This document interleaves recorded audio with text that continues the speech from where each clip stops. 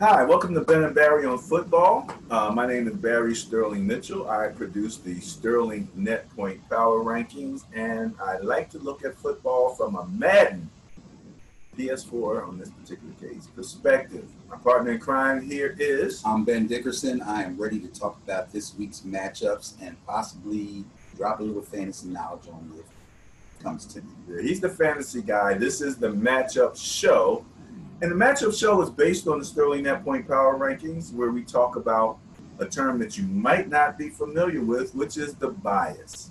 So I'll quickly mention what the bias is, because that is the difference when you have two teams matching up in their net points. So if one team has a net point of 10 and the other team has a net point of 5, there's a difference of 5 net points, and that favors the team that has the 10 net points, the greater of the two.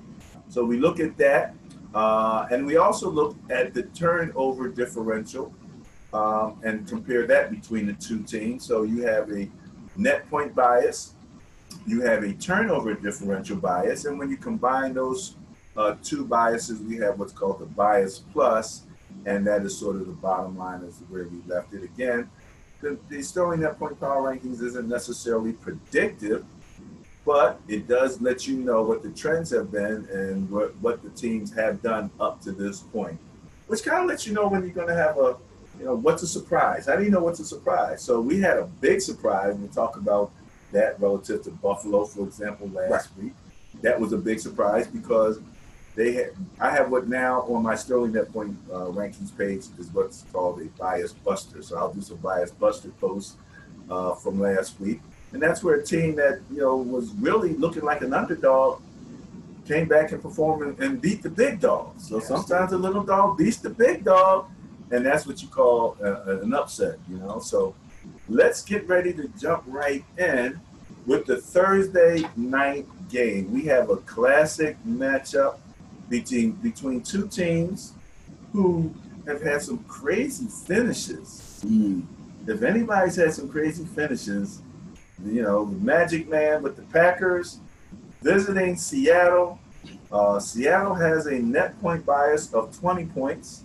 Seattle also has a turnover margin bias of 8 points, giving them a bias plus score of 28, and they're home. Oh, Seattle is home. Yes, okay. In the dome. That's interesting. This is going to be a tough game for the Packers.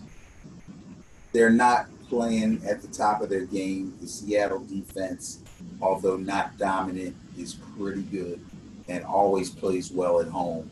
The Packers cannot even look past this game. Obviously, it's going to be a tough game. Then they got the Vikings, which is another tough game next week, and that's a division rival. Can't afford to look forward. Exactly. So they're kind of in a tough situation here. Seattle's got the bias plus. They're home. I want to lean toward them, but I like the Packers in this game. I think that Aaron Rodgers is comfortable. I think his little nagging injuries are beginning to feel better. It looks like he's moving better, and they've discovered that Aaron Jones can handle the running game on his own. So, doesn't it make a difference when you find your running back? Absolutely. I don't know what took him so long. I took the guy on my fantasy team and I just stashed him on the bench and waited because I could see it. Evidently, Mike McCarthy couldn't see it yet. But Seattle's found their running game too. Yeah, but they're still kind of a three-headed thing. Carson kind of took over at first. He went down. They started Mike Davis. He did okay. Then they said, you know what? Let's try Rashard Penny. I know he hasn't been doing anything all year. And then boom! He takes off, gets all this yardage. Yeah, boom. That's my John Madden. This is John? Yeah. Right. So, at this point now, you got to give Penny more carries. It's interesting.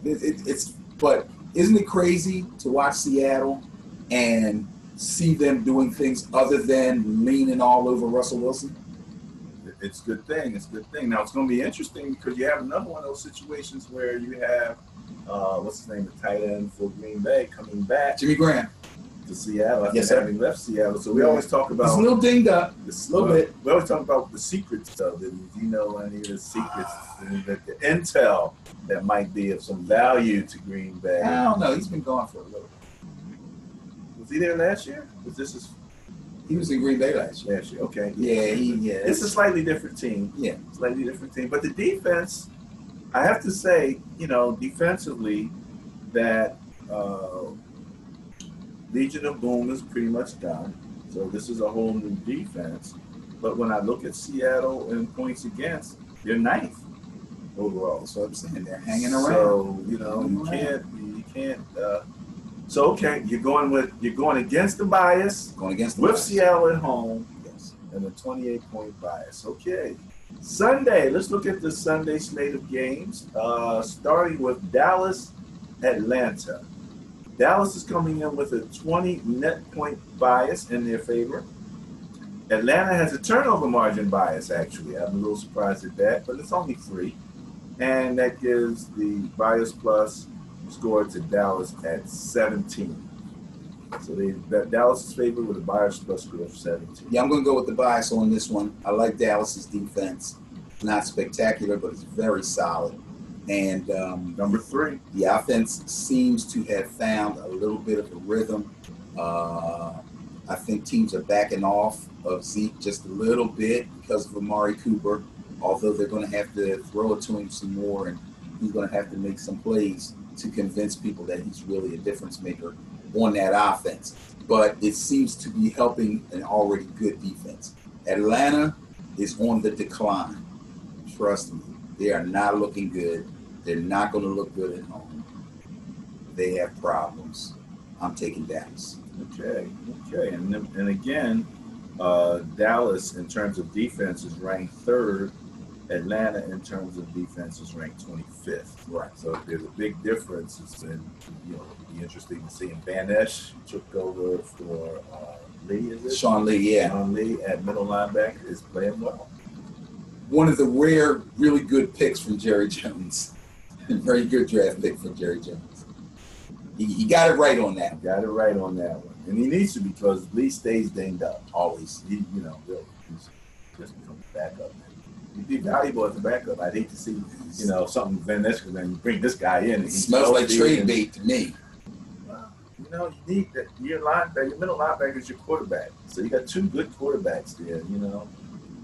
We'll see. I'll take the young, healthy one. Oh no, I'm saying start him and let Lee come off the bench. They paid Lee too much to come off the bench. Renegotiate. Exactly. Draft pick. Panthers. Carolina Panthers, the Detroit Lions. Panthers have a 51 net point bias in their favor and a 14 turnover margin bias in their favor, giving the Panthers a bias plus score of 65 in their favor. Okay. I'm going to make an excuse for the Panthers. An excuse? Yeah, they had to go on the road after playing Sunday and play again on Thursday. Oh, that's right. From getting spanked up in Steel Attack, right? No, they went into that game on a short week. That was a Thursday night game. Okay. So then they had a little bit of rest and they had to go on the road. Okay. That's your excuse for them? That's my excuse for them. Okay. Now, they still shouldn't have got beat that damn bad. But it's over now. I expect them to rebound. Balance the tackle on offense. Cam's playing well. McCaffrey is running the ball great. I'm a little worried about the receiving core, although Cam kind of makes them look a little bit better than they are. I'd like to see him get the ball to the young boy DJ Moore some more. But their defense is solid. They're going to be okay. They're on the rise. Lions are on the decline. Lions have one D-back that can cover anybody. It's a shame he's not good enough to cover 2 people, or they'd be okay, but he can. And now he's hurt, Darius Slay. So now they can't stop anybody through the air or on the ground. They're done. Stick a fork. All righty. We'll leave that one alone. We'll leave that one alone. Yes. All right. So, this looks like an intriguing game to me. The next one up. Titans at the Colts. Tennessee Titans at the Colts. The Colts actually have a net point bias of 4 measly points. Remember when your daughter was 4? She had a picture.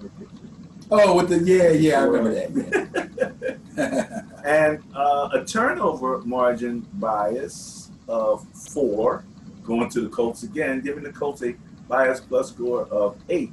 But that's pretty close. I think you got two quarterbacks who are somewhat even, equivalent.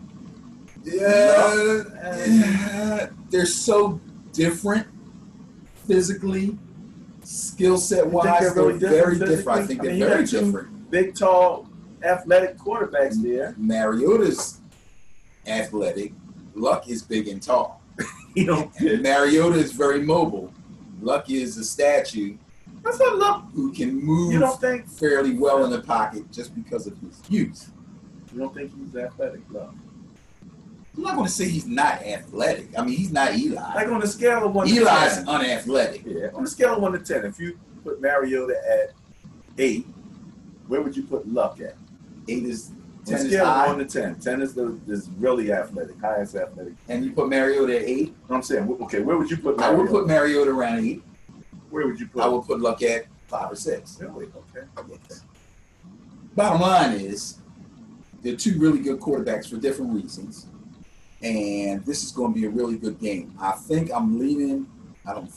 know I'm leaning toward the Colts for a couple of reasons. Number one, I believe the bias is right on this. Number two, they are at home. Number three, they've been playing fairly well on both sides of the ball and surprising a lot of people. And I think this may be another little surprise for the Titans. I expect this one to be tight, close, hard-hitting game. Get a chance to watch it, you should watch it. The Titans are 17th in net points and 28th in scoring. And where are the Colts? Let me also mention that they're, again, first relative to points given up, the Titans. So they're 28th in scoring, but first in defensively in terms of giving up points. The Colts are 11th in net points with 21, right? They are 7th in scoring, so that's a big difference right there.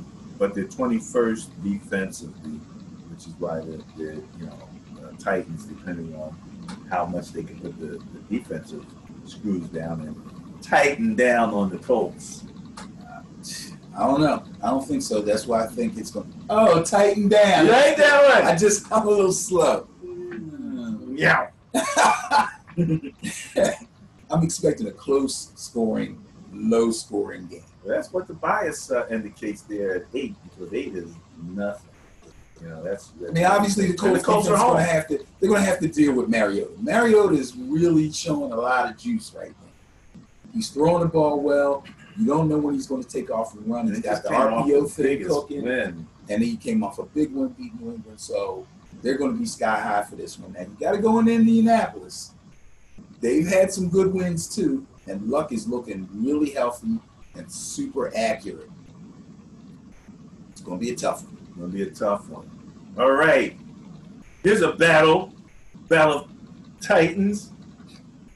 The Tampa Bay Buccaneers going into the Giant Stadium. Coming up from Florida to the cold weather. Uh-oh. And what do we have? We have the Giants for the net point bias of 8 in their favor and a 17 turnover margin bias. Wow. And the Giants' favor, giving them a bias plus of 25, baby. I cannot What's up with your Giants, man? I cannot remember the last time this season the Giants actually had the bias in their favor. So I'm going with them. No questions asked. They're home. They beat somebody last week. And the Tampa Bay Buccaneers cannot stop a soul. That means if you haven't seen Saquon the Gift Barkley play this year, you might want to watch this game. This boy about to go off at like 200. I'm exaggerating, but I'm not exaggerating. This could be ugly. This is the first step in what OBJ says they have to win like 8 straight or something. That's right. That's right. He's like, I'm serious. He said, I'm not here to lose games. That's right. And he's not. Nor should he be. I'm not here to lose games. I don't blame you for saying that. Y'all better win this one. 25. And you're home. Pretty good. All right. Next game up. The Texans, Houston, coming into Washington. Houston has a 31 net point bias in their favor. However, the Redskins have a 7 turnover margin bias. in their favor, giving Houston a reduced bias plus at 24, but yet still in Houston's favor. Ooh. Yeah. Washington. Washington, even though they are ranked pretty nicely in the points against category. Yeah, points against their fifth. And we've been saying all along that they've been ranked fairly high defensively. Houston 7th. For most of the season, right. Houston is no slouch. And on top of that, Deshaun Watson is on a hot streak. The Texans are on a winning streak. They're coming off a bye. Everybody's healthy as far as I know. I don't see the Skins being able to. Skins had a couple of really tough games in a row. Now, Houston is 32nd in net points. Okay. 18th in scoring, 7th in defense. The Redskins are 27th in scoring. 5th on defense. So Houston actually should be, they got a good shot. They started the season playing poorly. The Redskins started the season really well. The Redskins are now hitting a rough patch, and the Texans are sky high. They're at the crossroads. All right. That's all I got to say about that. All I got to say about that. So you're going with the bias? I'm going with the bias. I'm going with Houston, yes. Steelers Jaguars. Now this is one of those games that the Jaguars have a chance to come in and turn things around. I've been saying that for the last 3 weeks. Better, I know. I've been saying that for the last 3 weeks. And we keep this short and sweet. What's the bias plus? 54? 54. It feels like it's 104. Okay? They just put 52 points on Carolina. And no, Carolina's defense is not great. But neither is the Jaguars' defense that we thought had the potential to be great. They've been anything but. And they're going to get their behinds kicked, too. Yeah, especially if Bortles continues to play the way game. Oh, please. Steelers defense is improving week by week by week, and their offense is just a machine. And the drama is over. Drama's over. I tried to tell somebody who was holding on to Le'Veon Bell in fantasy to forget about it. The boy's not playing. So even if he did come back, it would take him 2 weeks before he even made a real fantasy impression, because it's not like they're going to start him and sit Connor down. Now, if he really wanted to play, this was the week he should have came in on Tuesday, because Connor's in the concussion protocol, although they don't think he's going to stay in. They think he'll be out by the end of the week. But still, that was his chance to get in, get the practice, that's what I was saying. We were saying last week. It's like Connor's in the in the protocol for concussion. You come back. Now, of course, there's all the money issue, the questions of injury. There's all those type of things to account for. But you can now spell Connor, between the two of you, and that would be a powerful combination at running back. But I think what he's doing pretty much tells me that he doesn't want to be in Pittsburgh anymore. And he's felt that way for a while. And he found the so-called loophole where they pay you the average. When they franchise tag you, they pay you the average of the top 5 guys at your position until the third tag. And when the third tag comes, no matter what position you play, they pay you the average of the top 5 quarterbacks. So he would have gotten paid. You could be a field goal 25. He asked for 20. They tag him again next year, he gets $25 million. That's what I didn't He understand. knows they're not going to give him that. You're not going to tag him again? No, they're not going to give him $25 million. They didn't want to give him 20. Why would they give him 25? Well, if he had came in and played and they won a Super Bowl, they might lose him. They're not giving him $25 million. And neither is anybody So, else. Again, it's the Steelers culture, which they don't pay for that. Another reason. Like Another reason. But okay. Again, they would have to lose their mind a little bit. That's what I'm saying, and they would have to have won a Super Bowl, and Le'Veon would have been. I know he's asking for $20 million, but I think, and this is just my personal opinion, I think that he's more concerned about a long-term contract. When I say long-term, I'm talking about like 5 years. Yeah, he wants some guaranteed. That's guaranteed money. It should be in there, and that's security. And I think that's what he wants the most. He knows what he's worth. You know, I'm thinking he'll become a free agent. Somebody's going to give him like 18 mil a year for like 5 years, guaranteed. The first 3 or something. The first 2. That's realistic. And it's still pushing the boundaries. It's pushing the boundaries, but it is realistic, and somebody pushes the boundaries every year.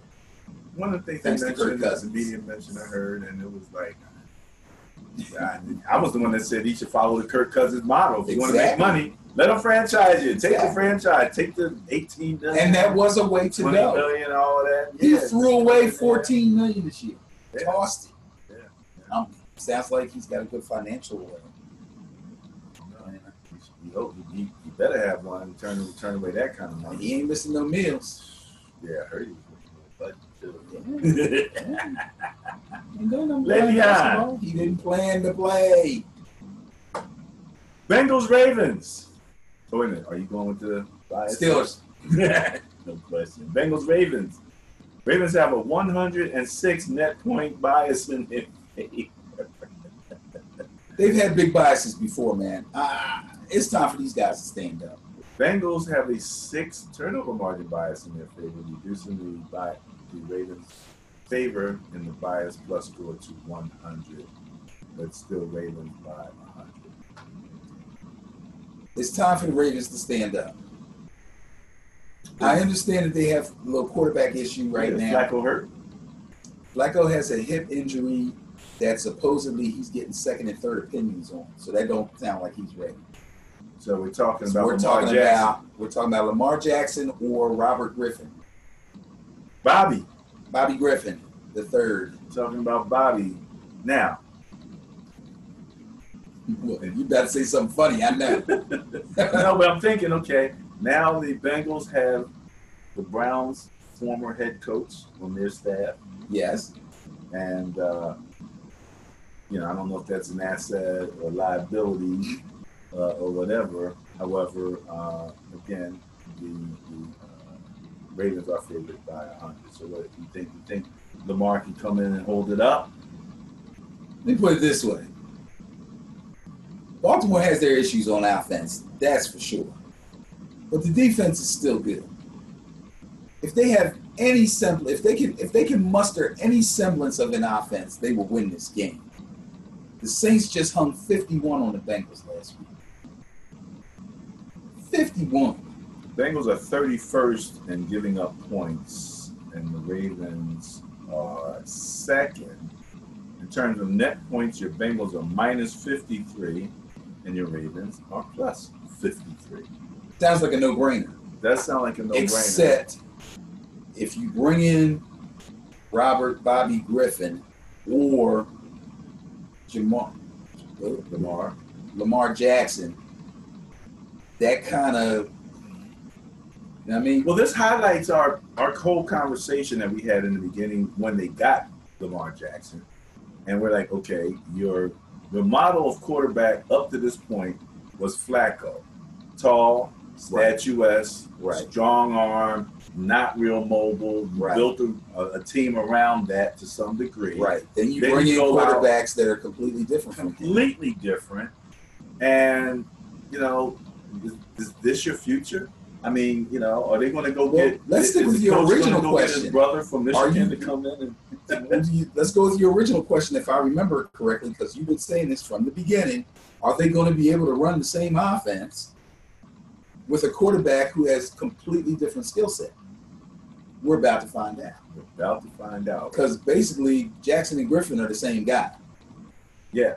Except Jackson's healthy, maybe faster. Right, and Griffin's got a little bit more experience. Yeah, Griffin's got so if they're thinking, and he didn't play poorly, I think, in preseason. Yeah, nobody plays poorly. I mean, if Griffin, if they want to go with Griffin, it would only to me be because of experience and hoping that he wouldn't crack under the pressure of playing in games. That's why I think they've been sticking Jackson in the games here and there, so he won't exactly feel out of sorts.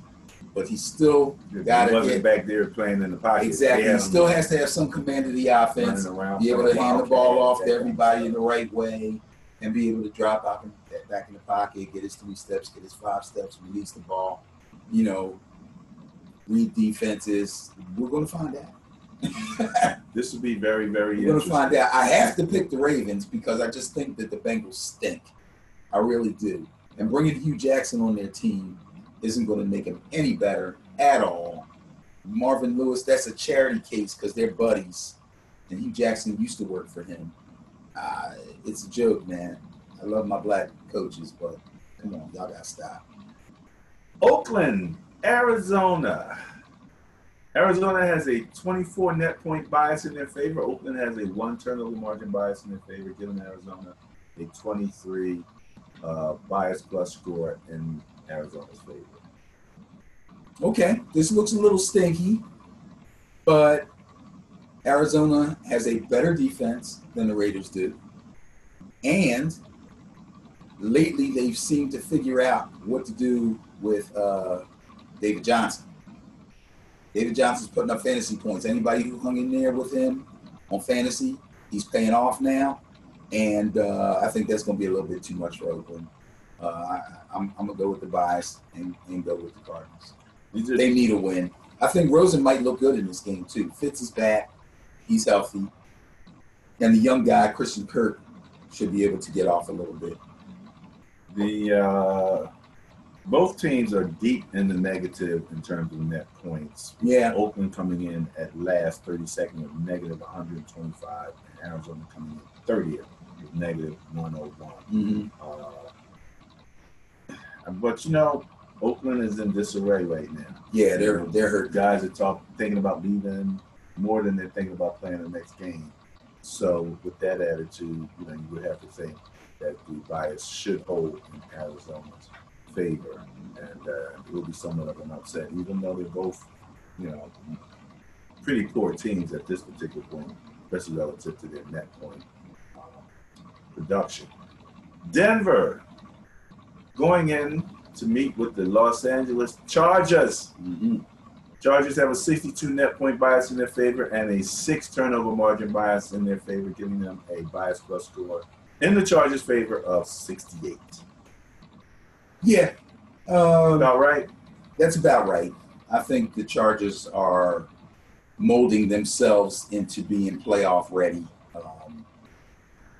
Everything seems to be running smoothly.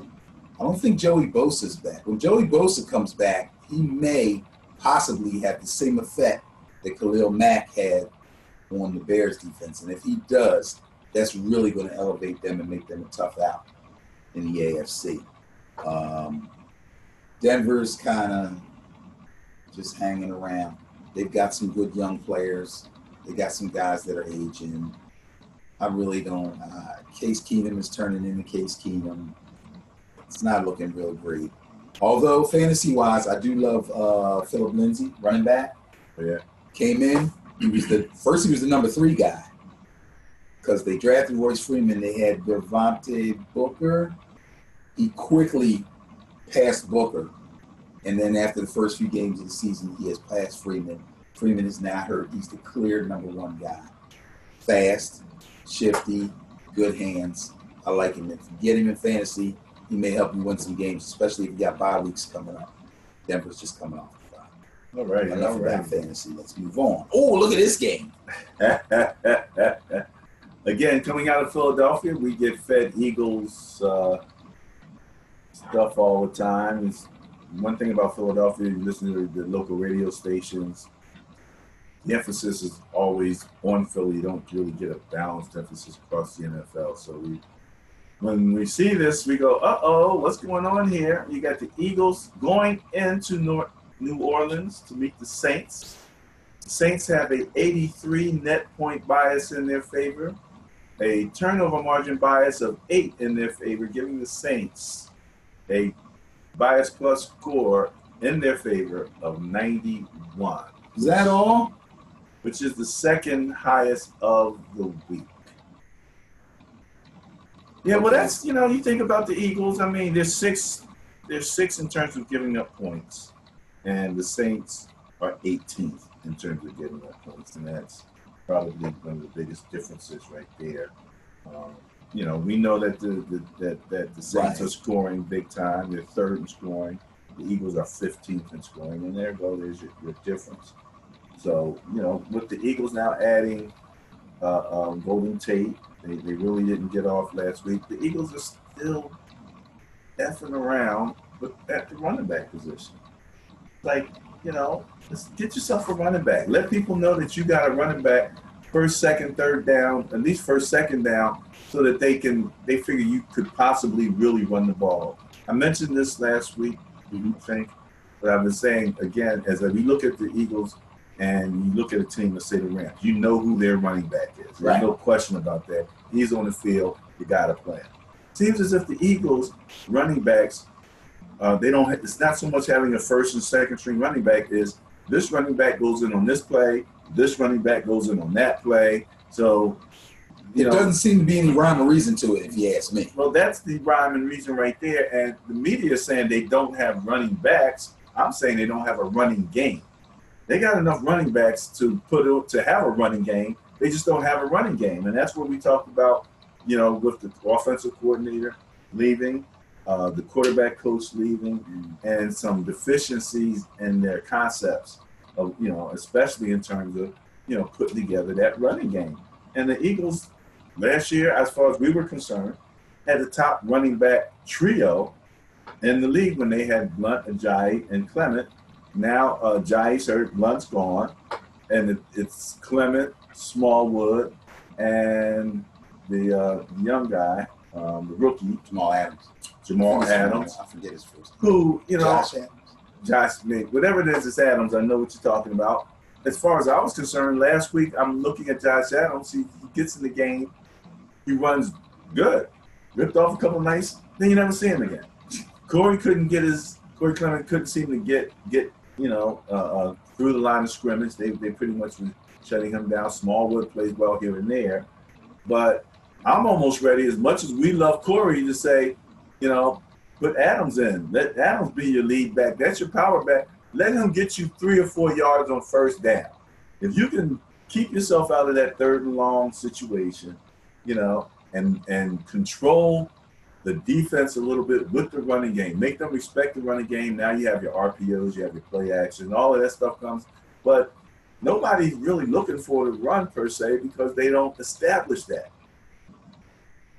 That's what I'm saying. They don't establish it, and that's why we say they're lacking in it, because I think they don't work hard enough to establish it.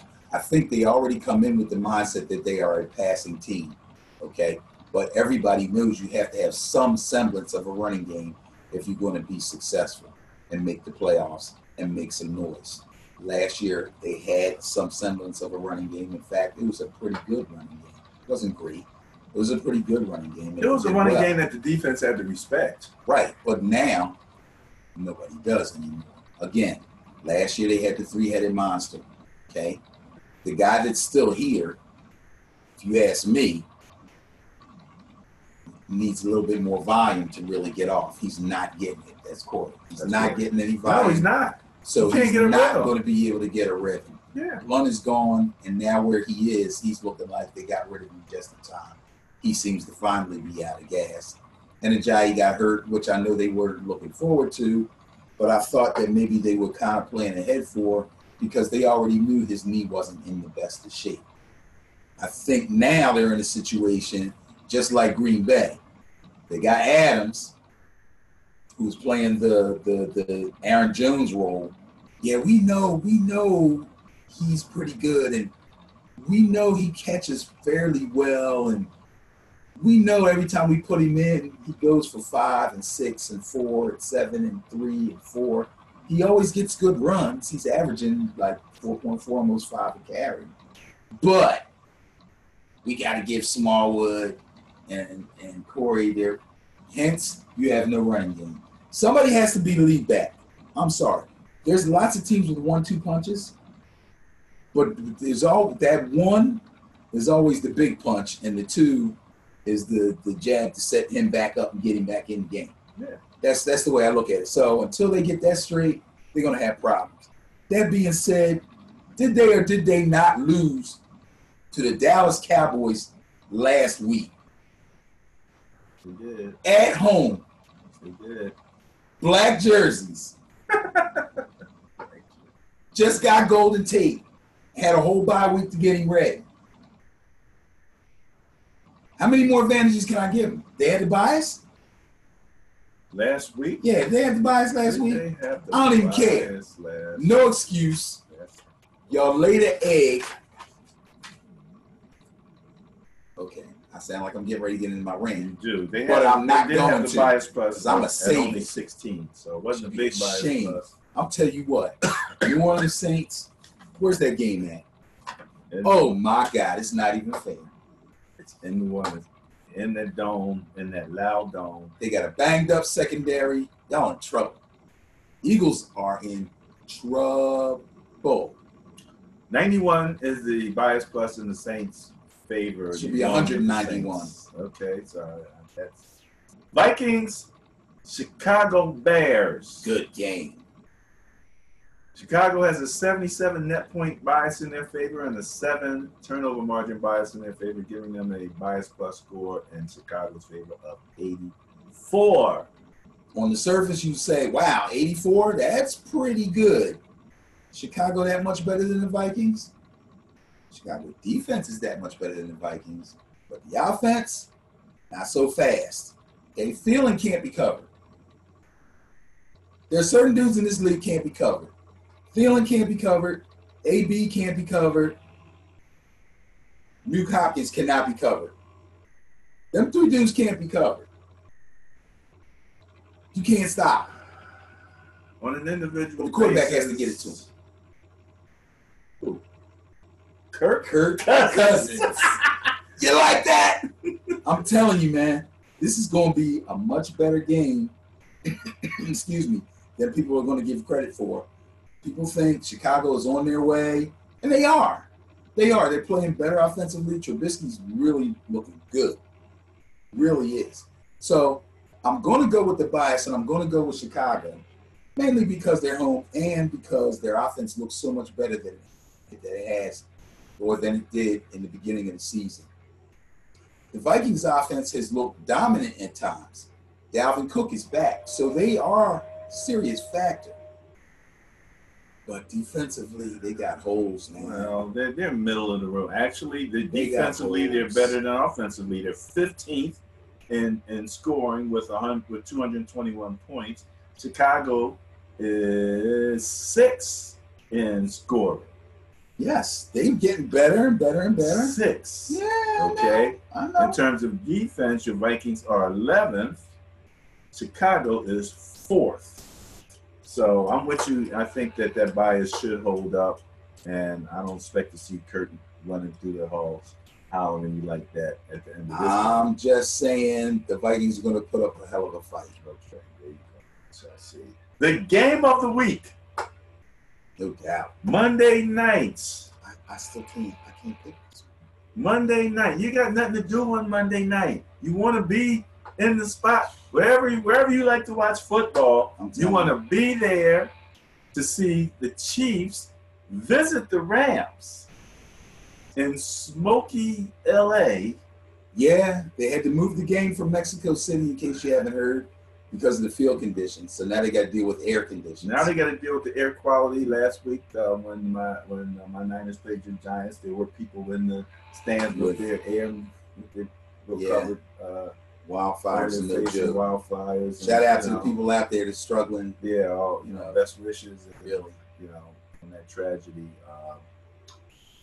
But the Chiefs are have a 9 net point bias in their favor. The Rams have a turnover margin bias of 1, giving the Chiefs, who are going into Rams territory, a bias plus score of only 8.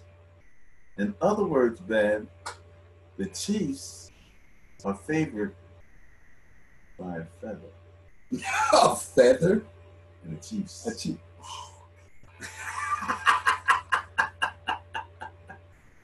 It's as light as a feather. Remember that song? The Titan. Redbone. The Titan one was right. I like Redbone, but the Titan joke was better. That was better? That was better.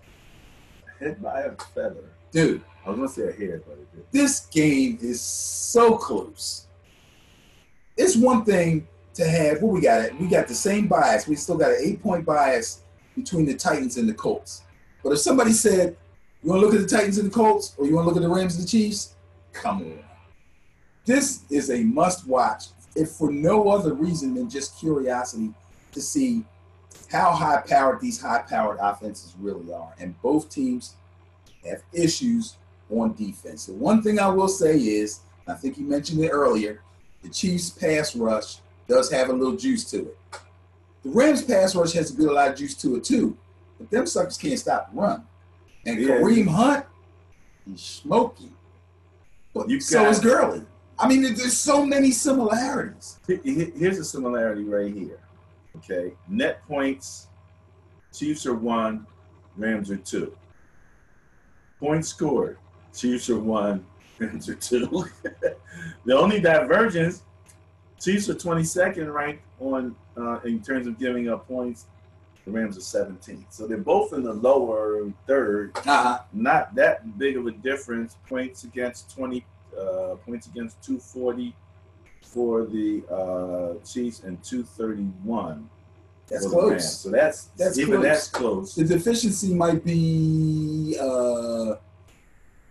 beginning of the season, a lot of the so-called experts were saying they like the NFC teams as being the NFC being the stronger conference. So we can go back if we want and take a look at the schedules and see if Kansas City had it a little bit easier schedule-wise. But other than that, this is a tight one. I don't know. The Chiefs have the bias, but they're on the road. I'm going to push this one. I'm not even going to call this one. I'm just going to enjoy this one. What? Yeah, I'm going to enjoy it. Wow. Well, the bias is what it is. And again, the bias reflects what they've done up to this particular point. So they both come in, tops in scoring, tops in net points with questionable defenses. Mm-hmm. Whose defense is going to stand up, or is maybe the special teams going to make a big play? Somebody has to do something to stand out here. And, again, the talent. So I'm with you. This is just going to be one to watch. Sit back, whatever, with your favorite beverage or whatever, and just enjoy, some of your two top teams as they match up, because this could be a Super Bowl preview. Could be. I think Saints might have a little something to say about that. Saints Pittsburgh might have too. Something to say about that. That's why I had to say could. There's no should here. All right.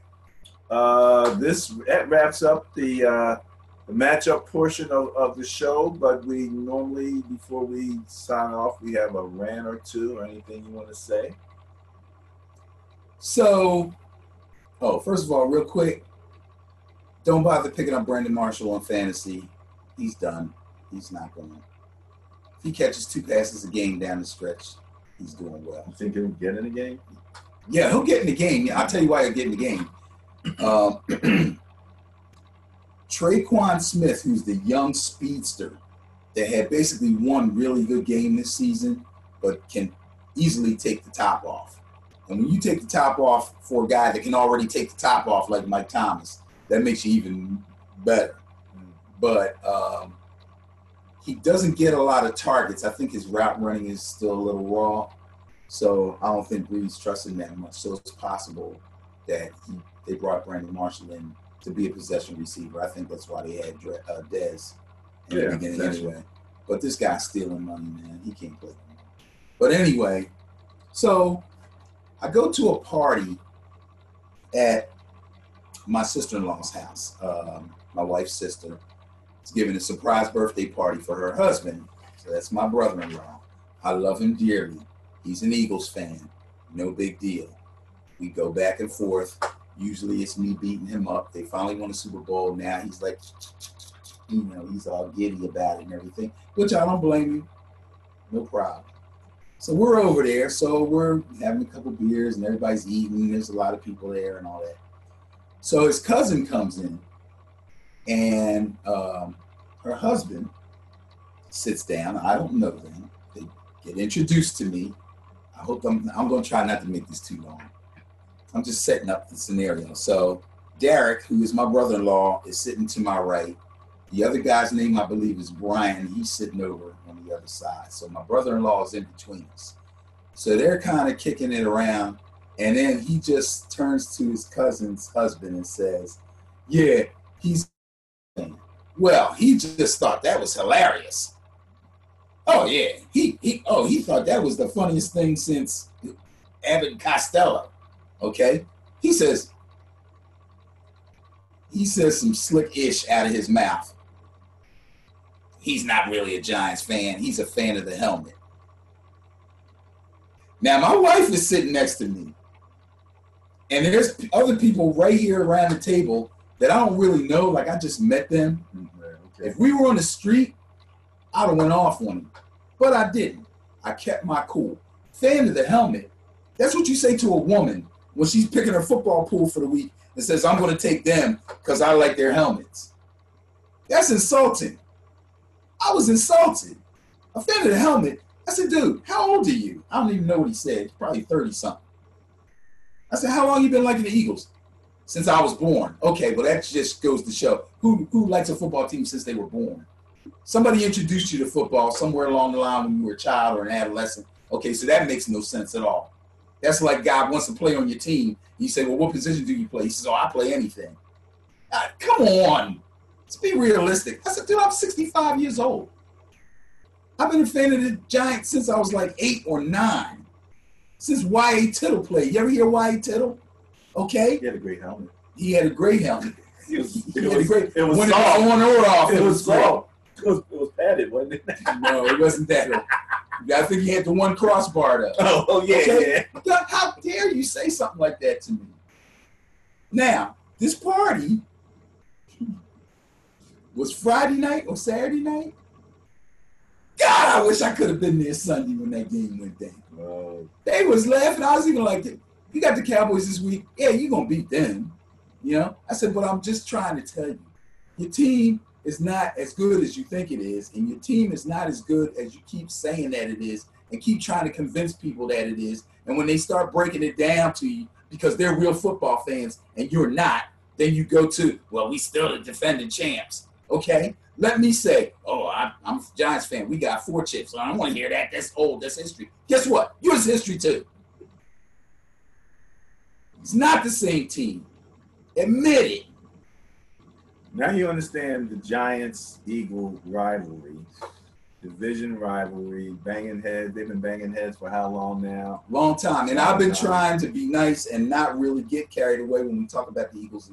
But that was my chance to get a rant off, and it's real. That really happened. I was insulted. He was insulted. The helmet. The hell? I don't really have a much of a rant, as a man person. The only rant that I have, I wanted to be able to share some of my games. Oh yeah, but say it anyway, because man, people will understand what you're saying. That sounded crazy. So I'm when I'm playing games now, when you go back and you look at replays of the game, they don't replay every game. They replay certain games. Mm-hmm. Every game has a rate. Every play, rather, has a rating. Mm-hmm. And for some reason, when I'm playing, my highest rated plays don't get a replay. Actually, I thought you could get a replay on every single Madden play. No, you can't. And so I had to play. I was finished up in the franchise, which I think when I'm 10-6 now with the Niners. I play with the Niners. C.J. Beathard was when I started out this particular franchise season. Garoppolo was already out, so I've been playing with C.J. Beathard. I'm 10-6 with them. And the last game I'm playing against the Rams, Goff throws an interception to Sherman. Sherman takes off down the sideline. Goff is chasing him, and I'm screaming while I'm playing, you better not let that guy get you, right? Sherman scores. It's a 3,000 plus rated play. I get no and replay. no replay. No replay. Ooh. It's like Madden. If you're going to give the plays a rating, then connect the replay to the rating. Yeah. Don't have a 240 rated team or play with a replay and your 3,000 rated play, no replay. It's I want to go back and show. I want to share it on Facebook. Yeah, I want to see it. And I couldn't. It boggles my mind, and I love the game. We argue about it all the time, but if there's one sore point in Madden, that's it. That there doesn't seem to be a real connection to the play itself. I mean, a lot of the scoring plays they did have replays for, but if it's a 1 yard run, after a 48-yard pass, they got you down to the 1. A lot of times they don't even have the 48-yard pass. They got the 1 yard run for the touchdown. So there's I think you should write a letter. What a concept. Okay. Because if they're not watching this video, you might be right. That's right. EA Sports, they're not That's watching. right. Tell them. Somebody help me. Because you might be having the same issue. Let us know in the comments section.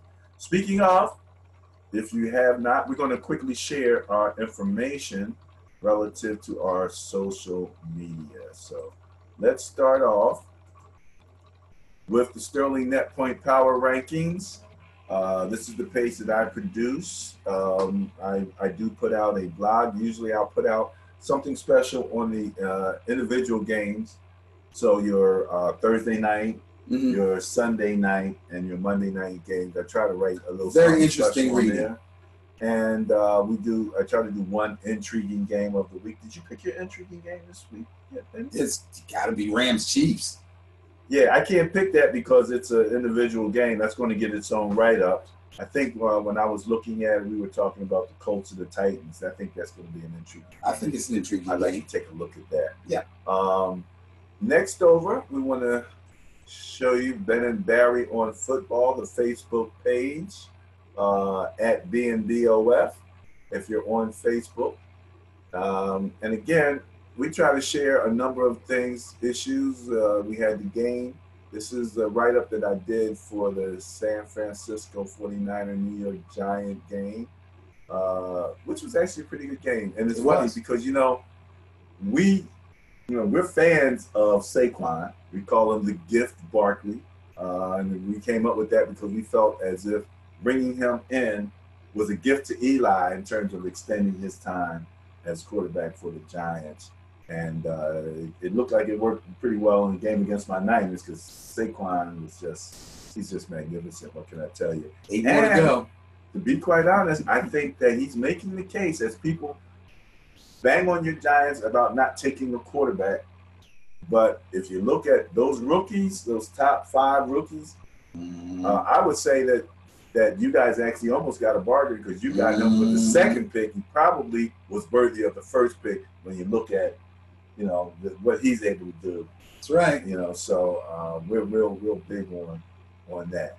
In addition, we do have a Twitter page, Ben and Barry on Football, B&B on Football there, and the and is spelled out, so you can find us on Twitter. We do try to share, especially good things that they're doing in the NFL.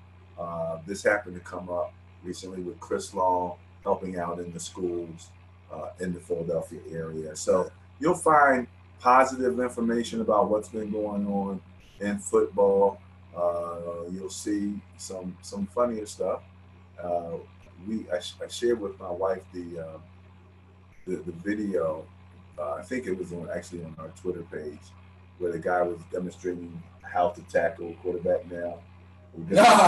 Yeah, that was funny. Yeah, and he literally picks her up, puts a pillow under her head, and lays her down softly. and still got the flag. Yeah. So yeah, some good stuff on there. And if you go to our website, benandbarryonfootball.com, it will take you directly to the YouTube page where the videos first go up. So we'll let's see. I want to make sure that I do this correctly. Yes. Okay. Well, you've had your rant. Yeah. I've had my rant. I want to thank everybody for joining us. It's Ben and Barry on Football signing off. Go Noles. Go